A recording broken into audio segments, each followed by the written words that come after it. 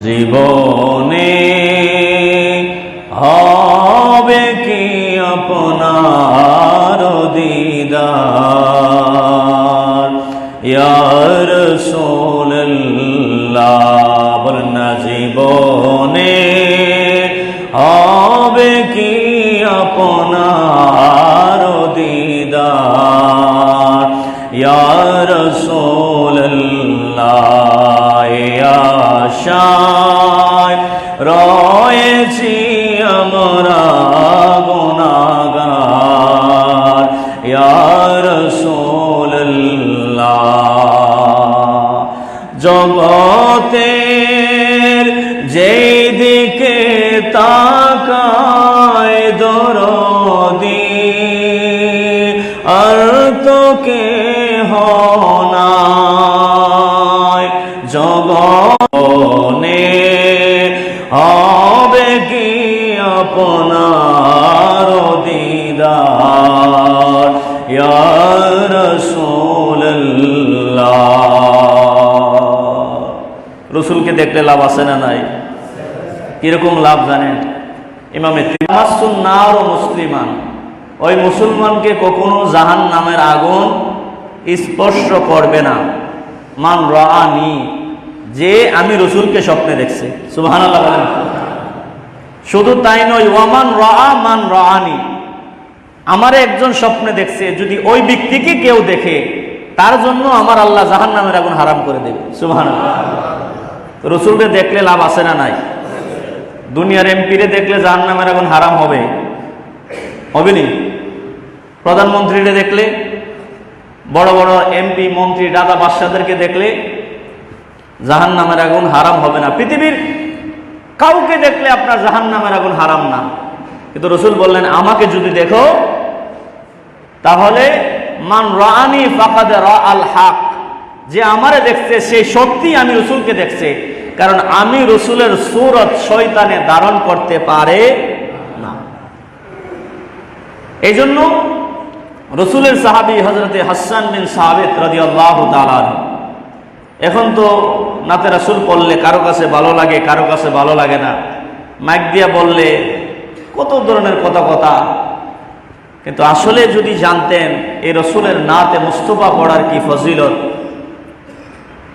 হযরত হাসান বিন সাবিত রাদিয়াল্লাহু তাআলা আনহু আল্লাহ রসুলের সামনে আম্মাজান আয়েশা থেকে রওয়ায়াত, আম্মাজান আয়েশা বলেন হযরত হাসান বিন সাবিত মসজিদ নববীতে মিম্বরে মেহরাবে দাঁড়িয়ে দাঁড়িয়ে আমার রসুলের সামনে নাতে রাসূল পড়তেন, কাসিদা পড়তেন। সুবহানাল্লাহ।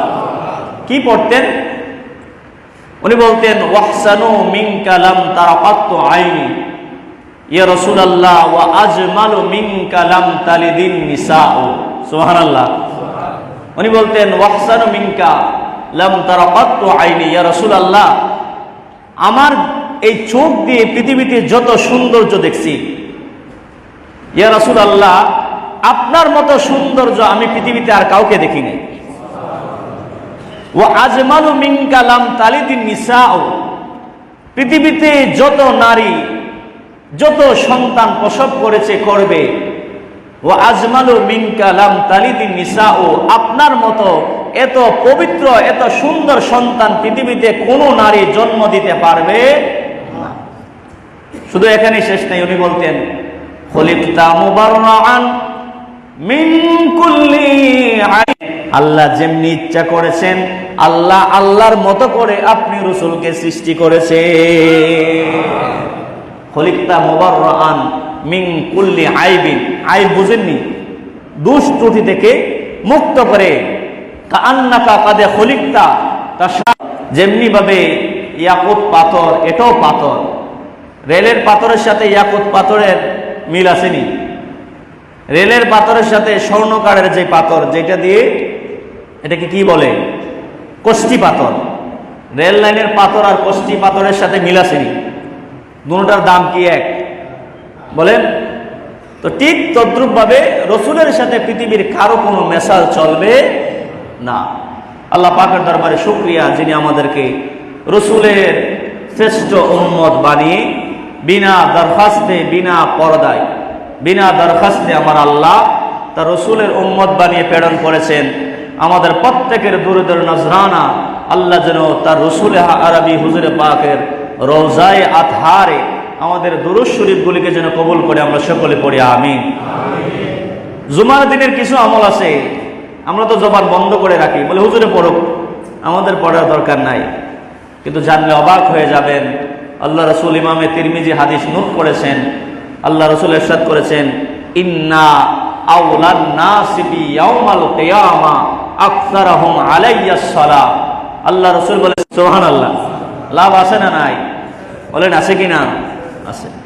তো বিষয় সেটা না, বিষয় হচ্ছে আয়াতে কারিমা থেকে তেলাওয়াত, কুরআনুল কারীম থেকে তেলাওয়াত করেছি।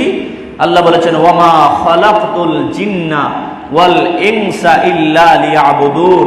আল্লাহ বলেন, হাবিব আপনি পৃথিবীর বাড়ির মানুষকে জানিয়ে দেন, আমি আল্লাহ, ওমা খালাকতুল জিন্না ওয়াল ইনসা, আমি আল্লাহ মানুষ এবং জিনকে সৃষ্টি করেছি ইবাদত করা, মানে শরীয়তের যে বিধান, 5 ওয়াক্ত নামাজ, রমজানের রোজা, সামর্থ্যবান হইলে হজ করা, সামর্থ্যবান হলে যাকাত দেওয়া, এই আমলগুলি তো অর্থাৎ ইসলামের যে ফরজ বিধানগুলি, আল্লাহ বলছে আমি এগুলির জন্যই বান্দাকে পৃথিবীতে প্রেরণ করেছি।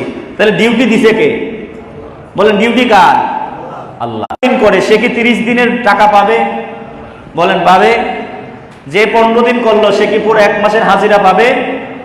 ঠিক তদ্রুপ পাবে যারা আল্লাহর বিধান অর্ধেক মানে অর্ধেক মানে না, অর্ধেক নামাজ পড়ে অর্ধেক পড়ে না, তারাও আল্লাহর কাছে কি পরিপূর্ণ পারিশ্রমিক পাবে না।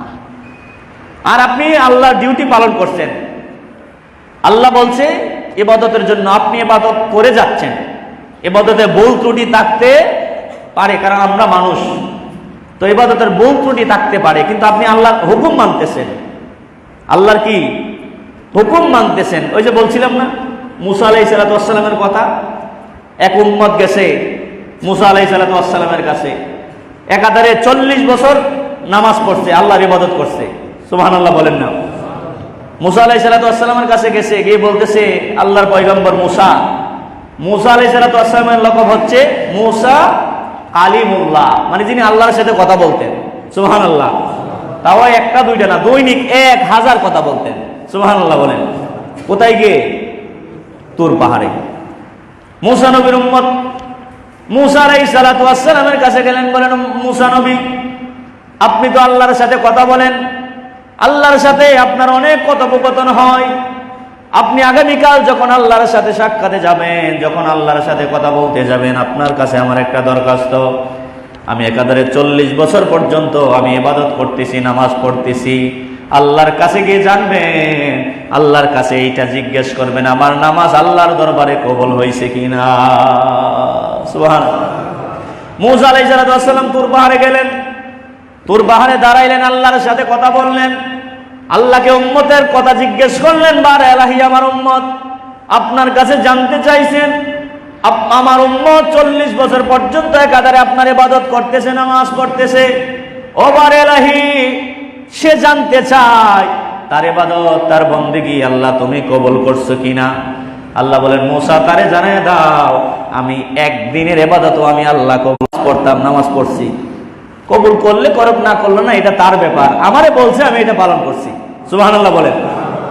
পরের দিন যখন মুসা নবী আল্লাহর সাথে কথা বলতে গেলেন, আমার আল্লাহ প্রথমেই জানিয়ে দিলেন, মুসা যেই বান্দাটা গতকালকে তোমাকে প্রশ্ন করেছিল আমি আল্লাহর কাছ থেকে তার ইবাদতের গ্যারান্টি পাওয়ার জন্য, তার ইবাদত কবুল হয়েছে কিনা, মুসা আমি আল্লাহ গতকালকে জবাব দিয়েছিলাম তার ইবাদত আমি আল্লাহ কবুল করি নাই, তবে আজকে আমি জবাব দিতেছি মুসা তোমার ওই উম্মতকে জানিয়ে দিও আমি আল্লাহ তার 40 বছরের ইবাদতকে কবুল করে আমি আল্লাহ তার গুনাহগুলি মাফ করে দিয়েছি।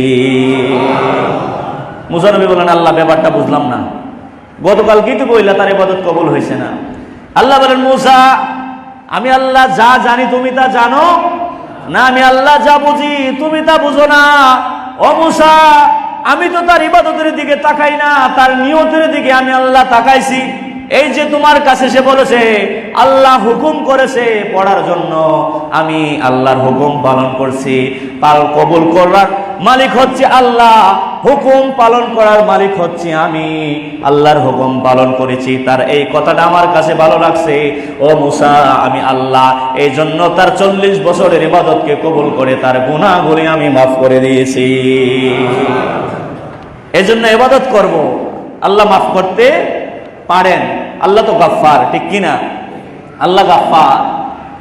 এই জন্য বাবারা ভাইরা, আল্লাহ যত ইবাদতের কথা আমাদেরকে বলেছেন, আল্লাহকে পাওয়ার জন্য আল্লাহ দুনিয়ার মানুষকে যত ধরনের ইবাদতের কথা বলেছেন, সমস্ত ইবাদতের মধ্যে দেখে আল্লাহ পাক রব্বুল আলামিন কামুল হাকামিন বলেন, বান্দা যখন আমি আল্লাহকে স্মরণ করে, সকাল সন্ধ্যা যখন বান্দা আমি আল্লাহর তাসবিহ আদায় করে, আমি আল্লাহর জিকির করে, এই জিকিরের কারণে বান্দা আমি আল্লাহর হয়ে যায়। সুবহানাল্লাহ বলেন না?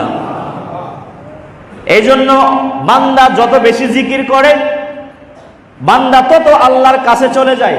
সুবহানাল্লাহ বলেন। মনে রাখবেন, জিকির এটাই এমন একটা ইবাদত। মনে করেন নামাজের জন্য নির্দিষ্ট সময় আছে, আছে কিনা? দৈনিক 5 ওয়াক্ত, কয় ওয়াক্ত? নির্দিষ্ট সময় আছে।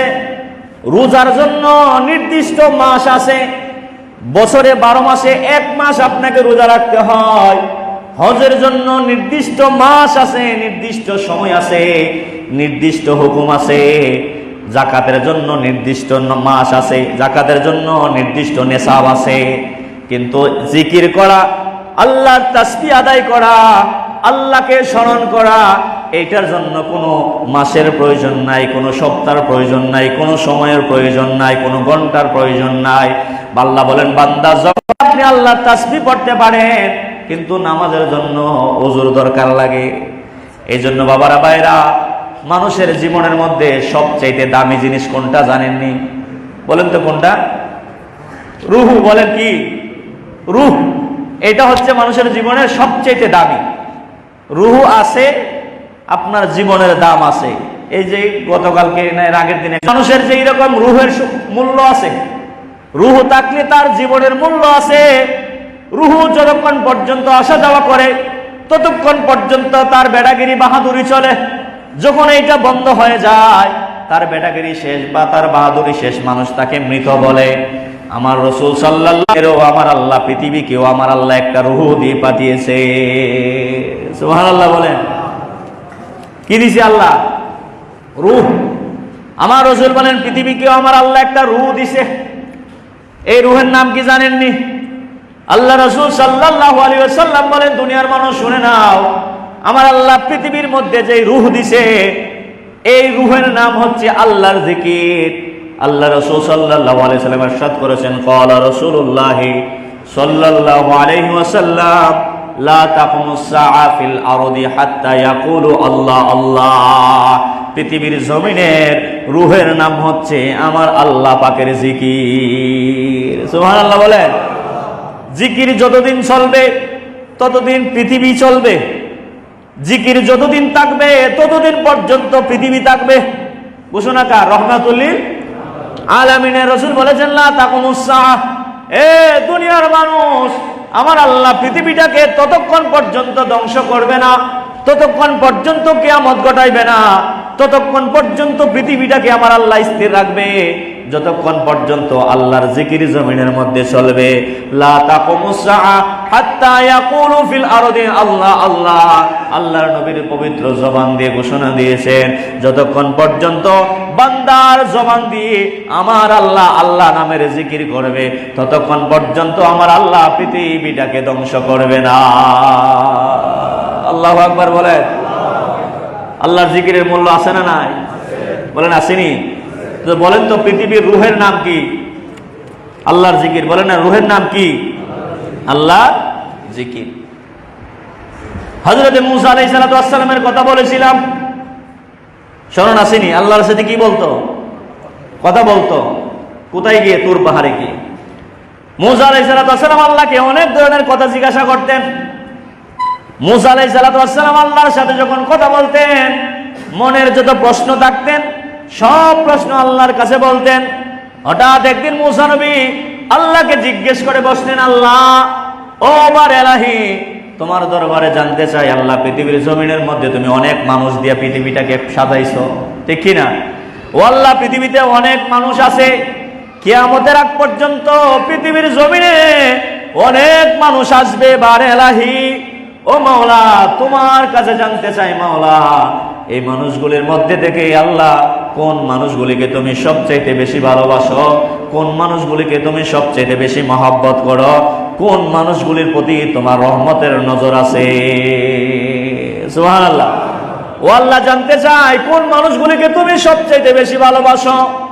ও আল্লাহ, কোন মানুষগুলির উপরে তোমার রহমতের নজর আছে। আমার আল্লাহ বলেন, মুসা, প্রশ্ন যেহেতু করেছো জবাব তো দিতেই হবে। ও মুসা, তাহলে জবাবটা আমি আল্লাহর কাছে জেনে নাও। পৃথিবীর জমিনের মধ্যে দুই শ্রেণীর মানুষ আছে। বলেন কয় শ্রেণীর? জবান খুলে বলেন কয় শ্রেণীর? আল্লাহ বলেন পৃথিবীর জমিনে দুই শ্রেণীর মানুষ আছে। এই দুই শ্রেণীর মানুষকে আমি আল্লাহ সবচেয়ে ভালোবাসি। এই দুই শ্রেণীর মানুষের উপরে আমি আল্লাহর রহমতের নজর আছে। জানবেন নি? জানলে কিন্তু আমল করা লাগবে। বলেন জানবেন? যখন আপনি জেনে যাবেন তখন আপনার জন্য এটার উপর আমল করা আবশ্যক। আমল করবেন নি? খুব সহজ আমল, কঠিন কোন আমল না, ভয় পায়েন না। আমার আল্লাহ বলেন, মুসা, পৃথিবীর জমিনে যত মানুষ আছে, এ মুসা, এই মানুষগুলির মধ্যে থেকে আমি আল্লাহর দরবারে প্রথম পছন্দের মানুষ হলো যেই মানুষগুলি আমি আল্লাহর জিকির দ্বারা তাদের কলবকে সিক্ত করে রাখে। অর্থাৎ যে মানুষগুলি সকাল, আমি চাই এই মানুষগুলি তারা বেশি বেশি আমি আল্লাহর জিকির করো। ও মুসা, এই মানুষগুলিকে আমি আল্লাহ সবচেয়ে বেশি ভালোবাসি।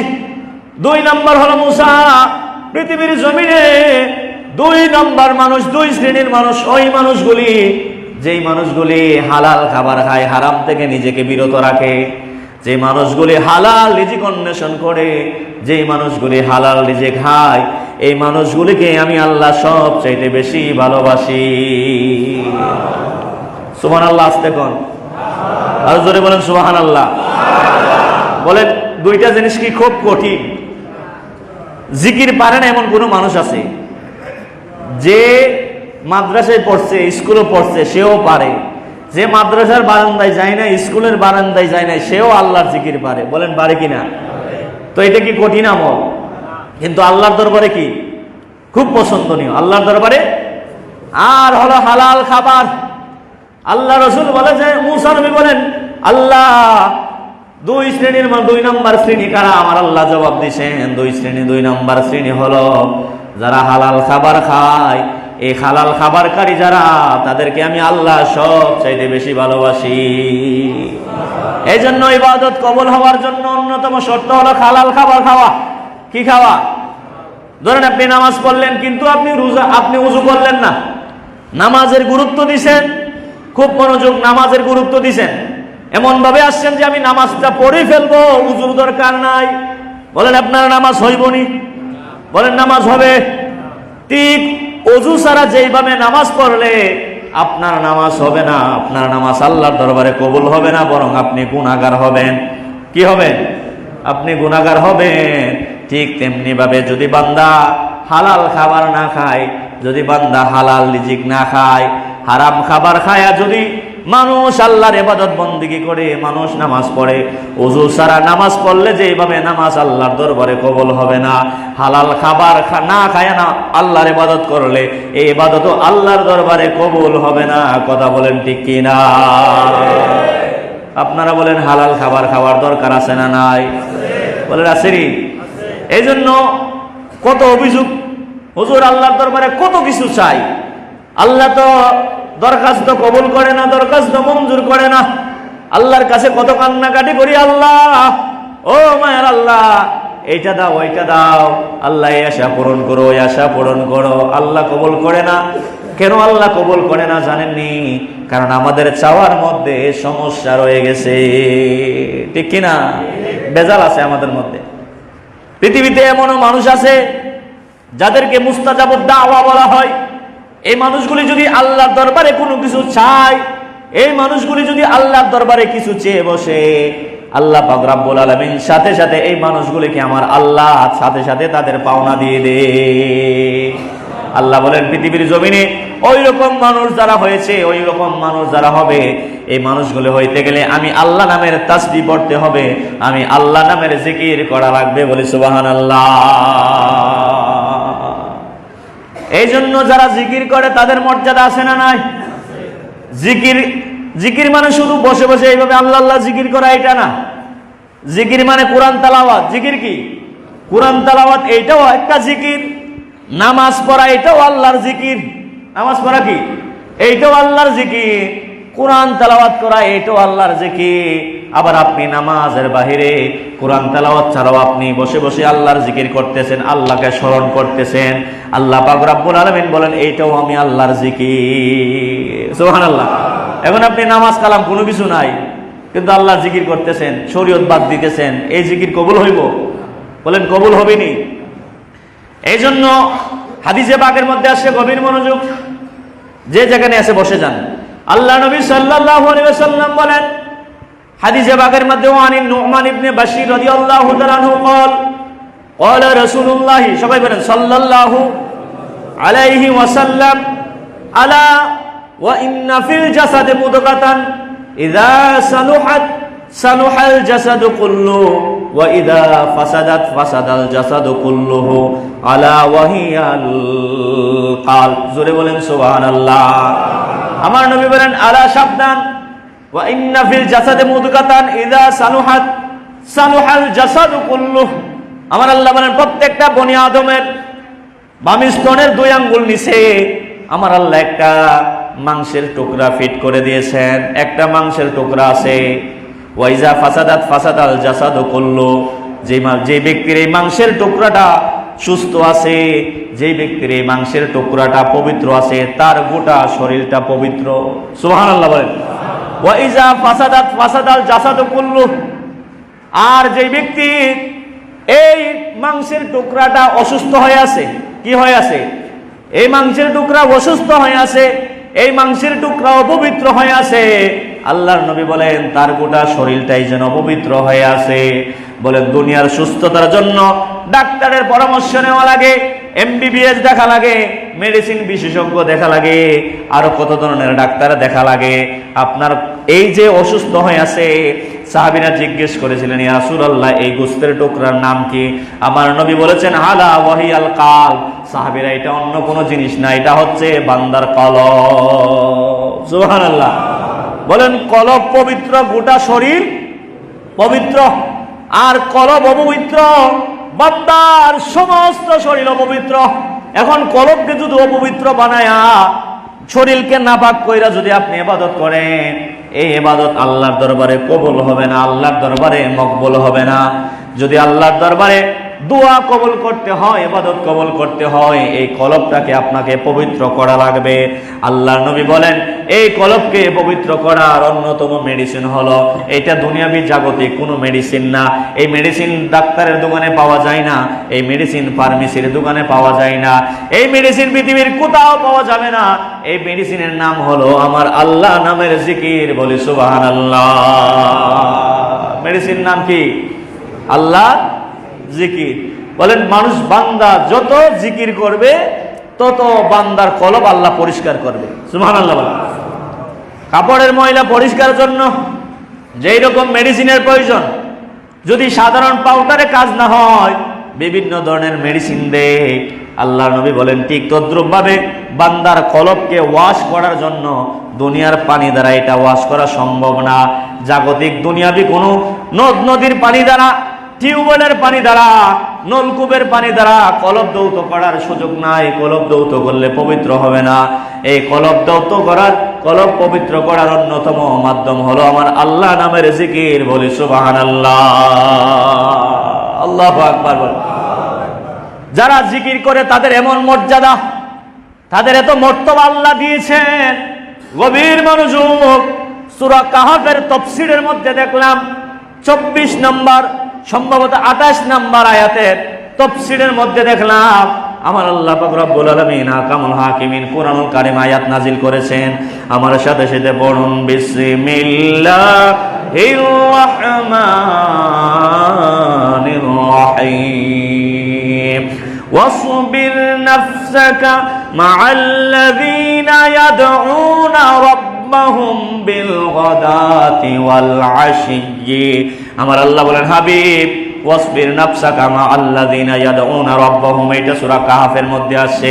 আমার আল্লাহ বলেন, হাবিব, যেই মানুষগুলি সকাল সন্ধ্যা আমি আল্লাহর জিকির করে, সকাল সন্ধ্যা আমি আল্লাহর তাসবিহ আদায় করে, আমি আল্লাহর তাসবিহ বর্ণনা করে, ওয়াসবির নাফসাকা মা'আল্লাযীনা ইয়াদউনা রাব্বাহুম বিল গাদাতি ওয়াল আশিয়্যি, যে মানুষগুলি সকাল সন্ধ্যা আমি আল্লাহর জিকির করে, আপনি এই মানুষগুলির সাথে বসেন, এই মানুষগুলির সোহবতে আপনি তাকে। সুবহানাল্লাহ। কে বলতেছে? আল্লাহ। কি বলে? যারা সকাল সন্ধ্যা আল্লাহর জিকির করে। ওয়াসবির নাফসাকা মা'আল্লাযীনা ইয়াদউনা রাব্বাহুম বিল গাদাতি ওয়াল আশিয়্যি, যারা সকাল সন্ধ্যা আল্লাহর জিকির করে, কলবকে সিক্ত করে রাখে, ও রাসূল আপনি তাদের সাথে থাকুন। সুবহানাল্লাহ। আল্লাহ রাসূলকে আল্লাহ বলতেছেন, এটা তাফসীর ইবনে কাসিরের মধ্যে পাবেন সূরা কাহফের। আল্লাহ তার রাসূলকে বলতেছেন, যারা আমি আল্লাহর জিকির করে আপনি তাদের সহচর্যে থাকুন, আপনি তাদের সাথে থাকুন, আপনি নিজেকে তাদের মধ্যে রাখুন। সুবহানাল্লাহ বলেন। হযরত আব্দুর রহমান ইবনে সাহাল ইবনে হানিফ রাদিয়াল্লাহু তাআলা আনহু বলেন যে এই আয়াতে কারিমা যখন আল্লাহ নাজিল করলেন, আমার রাসূল সাল্লাল্লাহু আলাইহি ওয়াসাল্লাম ওই তাদের সন্ধানে বেরিয়ে গেলেন যাদের কথা আল্লাহ বলছে, যারা সকাল সন্ধ্যা আল্লাহ জিকির করে। আল্লাহ রাসূল সাল্লাল্লাহু আলাইহি ওয়াসাল্লাম বেরিয়ে পড়লেন ওই মানুষগুলিদেরকে তালাশ করার জন্য। আল্লাহু আকবার। ওই মানুষগুলিদেরকে খোঁজার জন্য আমার রাসূল বেরিয়ে গেলেন। রাসূল তালাশ করতে করতে, খোঁজ করতে করতে গিয়ে দেখেন এক জায়গায় একটা কোণার মধ্যে কিছু মানুষ, জীর্ণ শীর্ণ মানুষ, দেখতে এত হাই হ্যান্ডসাম না, এত স্মার্ট না, চুলগুলি এলোমেলো হয়ে আছে, শরীরে পুরান কাশুক, পুরান কাপড়, চামড়াগুলি বড় শক্ত, একটা কাপড়ই পরিধান করে আছে। রাসূল গিয়ে দেখলেন একটা কোণার মধ্যে কিছু মানুষ, তারা বসে বসে আমার আল্লাহ পাক রব্বুল আলামিনের জিকির করতেছে। আল্লাহ তো বলছে তাদের সাথে আপনি থাকুন। আমার রাসূল তাফসীরের মধ্যে আছে আল্লাহর নবী তাদের কাছে গিয়ে বসলেন। কিছুক্ষণ বসার পরে আল্লাহর নবী সাল্লাল্লাহু আলাইহি ওয়াসাল্লাম আল্লাহ পাক রব্বুল আলামিন আহকামুল হাকিমিনের কাছে আমার আল্লাহ রাসূল সাল্লাল্লাহু আলাইহি ওয়াসাল্লাম দুই হাত তুলে আল্লাহর দরবারে প্রশংসা করলেন। রাসূল দোয়া করতেছেন, আলহামদুলিল্লাহিল্লাযী জাআলা ফি উম্মতি মিন আমরানি ইন আসবির নাফসি মাআহুম। ও আল্লাহ, তোমার দরবারে শুকরিয়া জানাই, আলহামদুলিল্লাহ। ও আল্লাহ, তোমার প্রশংসা করি, তোমার দরবারে শুকরিয়া জানাই। ও আল্লাহ, তুমি আমার উম্মতের মধ্যে এমন মানুষের সাথে আমাকে থাকার জন্য বলেছো। আল্লাহ, যে মানুষগুলি সকাল সন্ধ্যা তুমি আল্লাহর জিকির করে, তুমি আল্লাহর তাসবিহ আদায় করে, আল্লাহ তাদের সাথে বসার জন্য আমি রাসূল তোমার দরবারে শুকরিয়া আদায় করি, বলি সুবহানাল্লাহ। আল্লাহু আকবার। রাসূল নিজে শুকরিয়া আদায় করতেছে তাদের সাথে বসতে পেরে। কাদের কাছে? এমপি মন্ত্রী, দুনিয়ার রাজা বাদশাহ, কোনো ভিআইপি কিছু না। তারা কারা? যারা আল্লাহর তাসবিহ পড়ে। সুবহানাল্লাহ বলেন। যারা আল্লাহর জিকির করে, যারা আল্লাহর তাসবিহ পড়ে, এই মানুষগুলির সাথে বসে রাসূল নিজেও আল্লাহর দরবারে শুকরিয়া আদায় করতেছে। সুবহানাল্লাহ বলেন। এজন্য বাবারা, ভাইরা, গভীর মনোযোগ। কিতাবের মধ্যে আসছে আল্লাহ রাসূল সাল্লাল্লাহু আলাইহি ওয়াসাল্লাম বলেন, বান্দাকে যখন হাসরের ময়দানে উঠানো হবে, বান্দা যখন হাসরের ময়দানে উঠবে, সুবহানাল্লাহ বলেন, দেখবেন দুনিয়ার বড় বড় এমপি, মন্ত্রী, নেতা যারা থাকে, তাদেরকে প্রটোকল দেওয়ার জন্য সামনে পিছনে ডানে বামে অনেক লোক থাকে কিনা? কি জন্য তাদেরকে প্রোটেকশন দেওয়া হয়? তাদেরকে প্রোটেকশনের জন্য, তাদেরকে নিরাপত্তা দেওয়ার জন্য অনেক ধরনের লোক থাকে কিনা বলেন? আল্লাহ রাসূল সাল্লাল্লাহু আলাইহি ওয়াসাল্লাম বলেন, হাসরের ময়দানে যে মানুষগুলি আল্লাহর তাসবিহ আদায় করবে, পাঁচটা, সুবহানাল্লাহ বলেন, যে মানুষগুলি আল্লাহর তাসবিহ আদায় করবে, আল্লাহর জিকিরগুলি করবে, আমার আল্লাহ পাক রব্বুল আলামিন আহকামুল হাকিমিন হাসরের ময়দানে তাদেরকে নিরাপত্তা দেওয়ার জন্য আমার আল্লাহ রহমতের ফেরেশতা পাঠিয়ে দেবে। দুনিয়ার নিরাপত্তার চাইতে আল্লাহর নিরাপত্তা 1000 গুণ শ্রেষ্ঠ, ঠিক কিনা? দুনিয়ার নিরাপত্তার ভুল থাকতে পারে, দুনিয়ার নিরাপত্তার বিঘ্ন ঘটতে পারে, আল্লাহর নিরাপত্তার বিঘ্ন ঘটবে না। রাসূল সাল্লাল্লাহু আলাইহি ওয়াসাল্লাম বলেন, হাসরের ময়দানে যখন বান্দাকে রাখা হবে, বান্দাকে রাখার পরে লা ইলাহা ইল্লাল্লাহ, এটা কঠিন না সহজ? বলেন এটা কঠিন না সহজ? লা ইলাহা ইল্লাল্লাহ বান্দার আগে আগে চলবে, সুবহানাল্লাহ বলেন না? এইটা বান্দার আগে আগে চলবে। আল্লাহু আকবার বান্দার উপরে থাকবে, মাথার উপরে আল্লাহু আকবার থাকবে, সুবহানাল্লাহ বান্দার ডান পাশে থাকবে, আলহামদুলিল্লাহ বান্দার বাম পাশে থাকবে, লা হাওলা ওয়ালা কুওয়াতা ইল্লা বিল্লাহ, বলেন লা হাওলা ওয়ালা কুওয়াতা ইল্লা বিল্লাহ, এইটা বান্দার পিছনে পিছনে থাকবে। বলেন এই পাঁচটা তাসবিহ হাসরের ময়দানে বান্দাকে নিরাপত্তা দেবে, বলি সুবহানাল্লাহ। নিরাপত্তা মানুষকে কেন দেয়? মানুষের জন্য ক্ষতি না হয়, ঠিক কিনা? এমনি এমনি তো নিরাপত্তা দেয় না।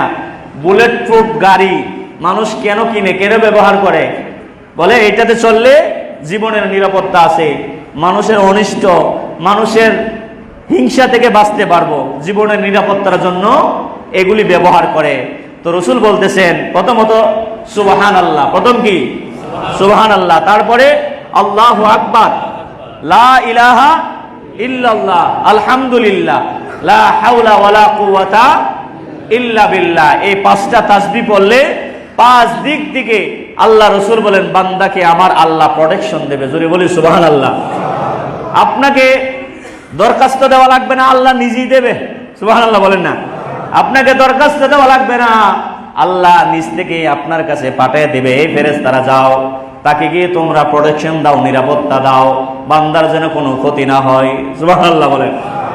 এই জন্য হাদিসে পাকের মধ্যে আসছে, আল্লাহর নবী বলেন দুনিয়ার মানুষ তোমরা তো জানো না আল্লাহর তাসবিহ আদায় করলে, আল্লাহর পবিত্রতা বর্ণনা করলে আমার আল্লাহ কি পরিমাণ খুশি হয়, কি পরিমাণ নিয়ামত আমার আল্লাহ দান করে। আল্লাহ নবী সাল্লাল্লাহু আলাইহি ওয়াসাল্লাম বলেন বান্দাকে যখন আমার আল্লাহ জান্নাত দিয়ে দেবে, কোথায় দেবে? বান্দাকে যখন আমার আল্লাহ জান্নাত দিয়ে দেবে, জান্নাতে যাওয়ার পরে মানুষের আর কোনো আফসোস থাকার কথা না, ঠিক কিনা? মানুষ ইবাদত করে আল্লাহকে পাওয়ার জন্য, জান্নাত পাওয়ার জন্য, ঠিক কিনা বলেন? মানুষ ইবাদত করে কেন? আল্লাহর সন্তুষ্টি অর্জন করে, জান্নাতের বাসিন্দা হওয়ার জন্য।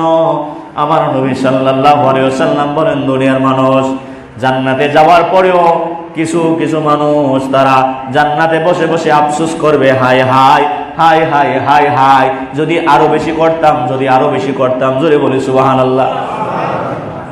সাধারণত জান্নাত পাওয়ার পরে আর আফসোস থাকার কথা না। আল্লাহ নবী বলেন ওই মানুষগুলি জান্নাতে বসে বসে আফসোস করবে। সাহাবীরা বলেন ইয়া রাসূলুল্লাহ, নবীজি ও মায়ের নবী, মানুষগুলি আফসোসের কারণ কি হবে, কিসের জন্য তারা আফসোস করবে? আমার রাসূল বলেন তারা তাদের পজিশনের জন্য আফসোস করবে না, অন্য কোনো কারণে তারা জান্নাতে বসে আফসোস করবে না। তারা এই জন্য আফসোস করবে, তারা যখন হাসরের ময়দানে দেখতে পারবে একটা সুবহানাল্লাহ তাসবিহ আদায় করার কারণে তার আমলনামার মধ্যে আমার আল্লাহ এত পরিমাণ নেকি দিয়েছে, একটা আলহামদুলিল্লাহ তাসবিহ আদায় করার কারণে তার আমলনামার মধ্যে আল্লাহ এত বড় নেকি দান করেছে, একবার আল্লাহু আকবার বলার কারণে তার আমলনামার মধ্যে এত বড় নেকি দিয়েছে, একবার লা হাওলা ওয়ালা কুওয়াতা ইল্লা বিল্লাহ পড়ার কারণে আমার আল্লাহ এত বড় নেকি দিয়েছে। তারা আফসোস করে করে বলবে, হাই হাই দুনিয়াতে আরো বেশি কেন পড়লাম না, আরো বেশি কেন পড়লাম না, আরো বেশি কেন বললাম না। একবার কি জোরে বলা যাবে আল্লাহু আকবার? সওয়াব আছে না নাই? খুব কঠিন, বলেন খুব কঠিন। এটার জন্য কি মাদ্রাসা যাওয়া লাগবে, কোন কলেজে যাওয়া লাগবে? কিছু করা লাগবে না। বলেন আল্লাহু আকবার, সুবহানাল্লাহ, আলহামদুলিল্লাহ, লা ইলাহা ইল্লাল্লাহ, লা হাওলা ওয়ালা কুওয়াতা ইল্লা বিল্লাহ। খুব সহজ। এজন্য যখন নামাজ শেষ হয়ে যাবে, বিশেষ করে ফরজ নামাজ, কি নামাজ? বলেন কি নামাজ? হুজুর নামাজই পড়ি না, তাসবিহ পড়ুম কবে? কথা তো এটাই, হুজুর নামাজই তো পড়ি না, আফসোস লাগে। আহা, মনে রাখবেন পৃথিবীর সফর এটা শেষ হয়ে যাবে, এটাতে টাকার কোনো সুযোগ নাই। আল্লাহ একটা লিমিটেশন দিয়ে দিছে, দিছে কিনা বলেন?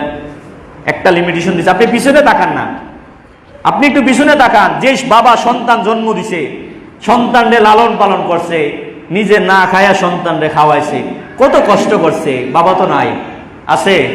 আপনি বাবা হয়েছেননি? তো আপনিও তো সন্তানের জন্য লালন পালন করতেছেন। আপনিও একদিন দুনিয়াতে থাকবেন, জন্মিলে মৃত্যুবরণ করতে কোনো সন্দেহ আছে? সন্দেহ থাকলে ইমান থাকবে না। সন্দেহ থাকলে কি ইমানই থাকবে না।